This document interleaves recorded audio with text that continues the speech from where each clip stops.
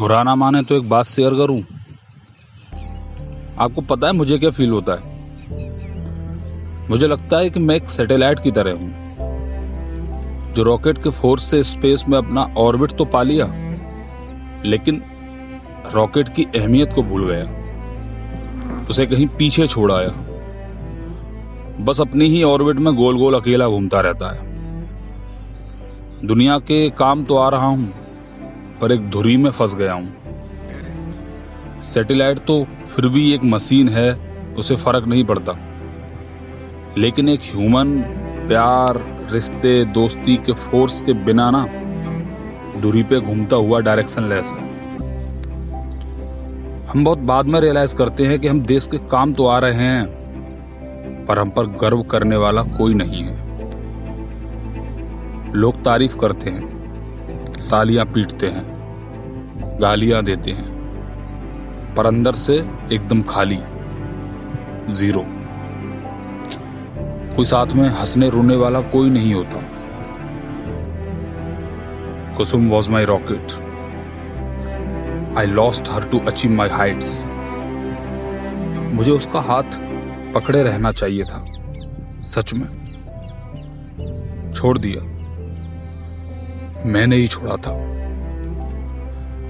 आपको पता है, माँ बाप, प्यार, दोस्त, इन्हें अपने ड्रीम्स के लिए सैक्रिफाइस कर देना is not worth it, not worth it at all.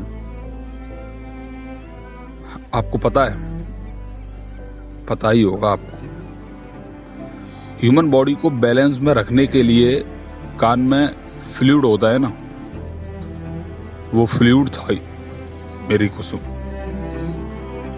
मेरी लैब से फ्लूइड खत्म हो गया, एम्प्टी।